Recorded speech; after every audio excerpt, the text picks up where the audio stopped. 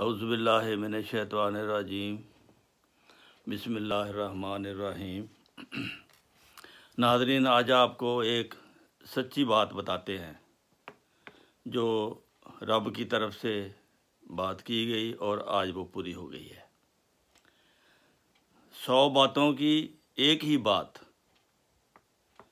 جو پوری ہو گئی رب کی آج، نئی زمین ہوگی نیا آسمان۔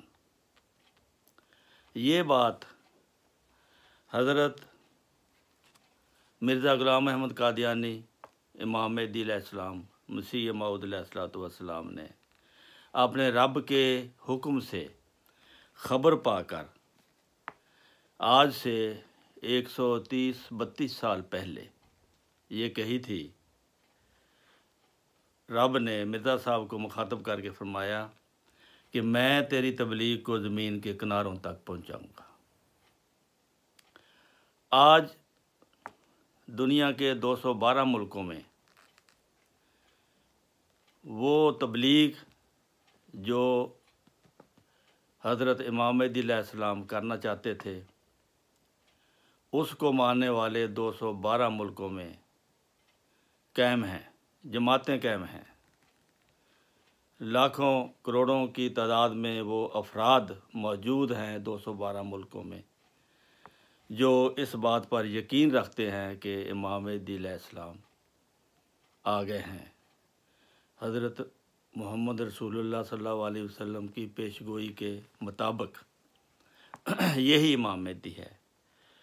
تو آپ نے 1899 میں جب بنیاد رکھی جماعت کی تو اللہ تعالیٰ سے خبر پا کر اس سلسلہ کے نہایت شاندار مستقبل کی بشارتیں بھی دیں۔ ان بشارتوں کو ہر احمدی نے اپنی 132 سالہ زندگی میں بڑی شان کے ساتھ پوری ہوتے دیکھا ہے، جس کا اعتراف مخالفین بھی کر رہے ہیں۔ جیسا کہ جب بھی کسی مخالف نے انتہائی مخالفت کی تو اللہ تعالیٰ نے اس کو صفحہ ہستی سے مٹا دیا یا اس کو ہوا میں ٹکڑے ٹکڑے کر دیا، یا اس کے خاندان کا شیرازہ بکھر گیا۔ تو حضور ایک مقام پر فرماتے ہیں، میں بڑے دعوے اور استقلال سے کہتا ہوں کہ میں سچ پر ہوں، اور خدا تعالیٰ کے فضل سے اس میدان میں میری ہی فتح ہے، اور جہاں تک میں دوربین نظر سے کام لیتا ہوں تمام دنیا اپنی سچائی کے تحت اقدام سمجھتا ہوں، اور قریب ہے کہ میں ایک عظیم الشان فتح پاؤں، کیونکہ میری زبان کی تائید میں ایک اور زبان بول رہی ہے اور میرے ہاتھ کی تقویت کے لیے ایک اور ہاتھ چل رہا ہے۔ یہ خدا تعالیٰ کی طرف اشارہ ہے، جس کو دنیا نہیں دیکھتی مگر میں دیکھ رہا ہوں۔ میرے اندر ایک آسمانی روح بول رہی ہے جو میرے لفظ لفظ اور حرف حرف کو زندگی بخشتی ہے، اور آسمان پر ایک جوش اور ابال پیدا ہوا ہے جس نے ایک پتلی کی طرح اس مشت خاک کو کھڑا کر دیا ہے کہ میں تو کچھ بھی نہیں ہوں، یہ تو محض اللہ تعالیٰ کے حکم سے سب کچھ ہو رہا ہے۔ ہر ایک وہ شخص جو توبہ کا دروازہ جس پر بند نہیں ہے عنقریب دیکھ لے گا کہ میں اپنی طرف سے نہیں ہوں۔ توبہ کا دروازہ اس وقت بند ہوتا ہے جب موت کا وقت آ جاتا ہے۔ موت آنے سے پہلے ہر ایک کو توبہ کا وقت خدا تعالیٰ نے دیا ہوا ہے۔ اور کیا وہ آنکھیں بینا ہیں جو صادق کو شناخت نہیں کر سکتی؟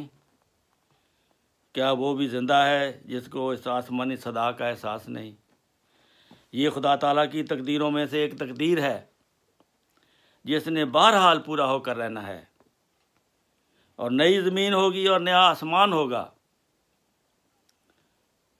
کا منظر لازماً دنیا دیکھے گی۔ جیسا کہ آپ فرماتے ہیں، اے سننے والو ان باتوں کو یاد رکھو اور ان پیش خبریوں کو اپنے صندوقوں میں محفوظ کر لو کہ یہ خدا کا کلام ہے، ایک دن پورا ہوگا۔ کون کہہ سکتا ہے اپنی جماعت کے بارے میں کہ میں نے جس کی بنیاد رکھی ہے وہ دنیا میں عزت کا مقام پائے گا؟ لیکن اس کے لیے ہمیں وہ فدیہ پیش کرنا ہوگا جو خدا تعالیٰ چاہتا ہے، اور وہ فدیہ اس کی راہ میں اپنا سب کچھ قربان کرنا ہے۔ اور جماعت احمدیہ واقعی اپنا سب کچھ قربان کر رہی ہے، جانوں کی قربانی بھی دے رہی ہے، مالوں کی قربانی بھی دے رہی ہے، وقت کی قربانی بھی دے رہی ہے، وقف زندگی کی قربانی بھی دے رہی ہے۔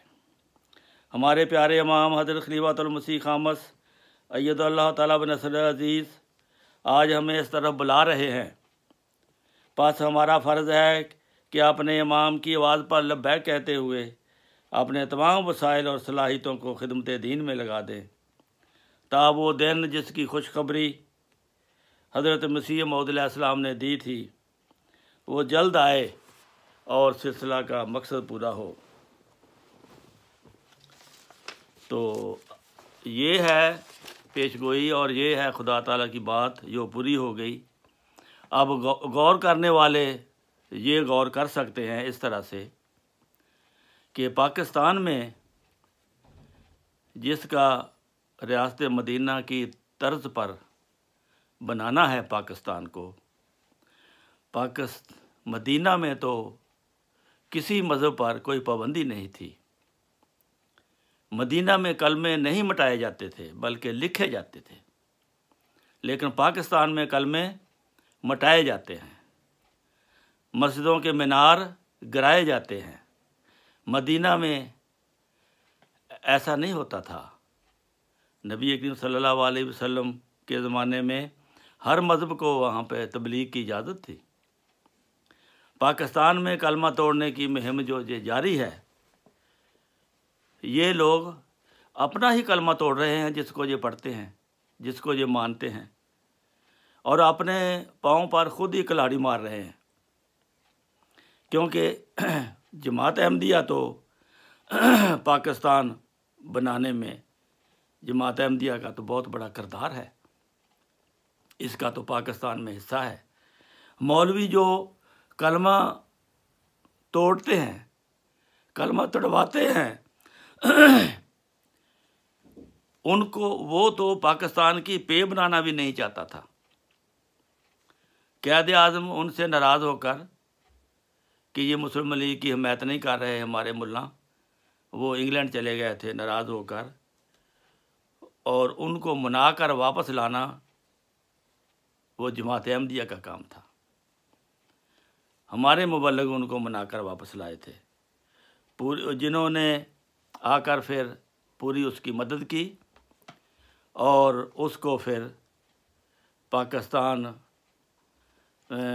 میں جو پاکستان کے لیے جو قرارداد لکھی گئی تھی وہ بھی جماعت احمدیہ کے ایک فرد نے لکھی تھی، اور تقسیم کے وقت باؤنڈری کمیشن کا ممبر بھی جماعت احمدیہ کا ممبر تھا سر ظفر اللہ خان صاحب، اور پاکستان کا پہلے وزیر خارجہ بھی جماعت احمدیہ میں سے تھا۔ 2 ڈیم جو آپ دیکھ رہے ہیں آپ پاکستان میں، اس کے بعد آپ کوئی ڈیم نہیں بنا سکے، وہ بھی ایک احمدی مشیر کا کارنامہ ہے۔ پاکستان کی طرف سے، مسلمانوں کی طرف سے نوبل انعام لینے والا پہلا مسلمان ڈاکٹر عبدالسلام احمدی تھا۔ 65 کی جنگ جیتنے والے احمدی جرنیلوں، بہت سے احمدی جرنیل تھے جنہوں نے مغربی بارڈر پر فتح حاصل ہوئی، جن کو اس وقت جب جماعت احمدیہ کا پاکستان میں حصہ تھا، کوئی خدمت کرتے تھے، اقتصادی مشیر تھے ایم احمد صاحب، سائنسدان تھے سر ظفر اللہ خان، وہ اس وقت وزیر خارجہ تھے، تو 10 روپے کا ڈالر تھا۔ یہ آپ سوچ لیں کہ 10 روپے کا ڈالر بڑا ہوتا ہے یا 160-65 روپے کا ڈالر بڑا ہوتا ہے۔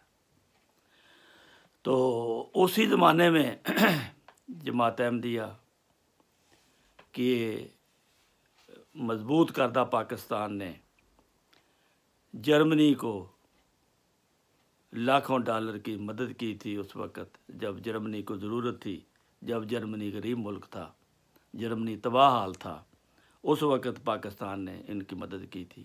یہ پاکستان کی پوزیشن تھی۔ آج پاکستان مانگتا نہیں تھکتا، ہر ایک سے کوئی دوست نہیں چھوڑا انہوں نے مانگنے کے لیے۔ پاکستان کو تنزلی کی طرف لے جانے میں کس کا ہاتھ ہے؟ یہ آپ لوگوں کا ہاتھ ہے۔ جماعت احمدیہ کو نکال دیا آپ نے، اور اس کا نتیجہ آپ کو یہ مل رہا ہے کہ آپ دن بدن نیچے کی طرف جا رہے ہیں۔ آپ کا ہاتھ دینے والا نہیں رہا، آپ کا ہاتھ لینے والا ہاتھ ہے، جو ذلیل ہاتھ ہوتا ہے۔ اور جماعت احمدیہ جس پر آپ نے پابندیاں لگائیں، اس کا تو کچھ بھی نقصان نہیں ہوا۔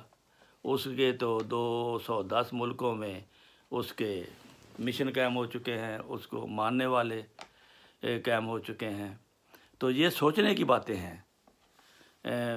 اللہ تعالیٰ کی طرف سے یہ نبیوں کی تاریخ ہے۔ جتنا بھی ان کو دبایا جائے گا، جتنا جو مرضی کر لو، یہ نہیں ہو سکتا کہ خدا کی بات پوری نہ ہو۔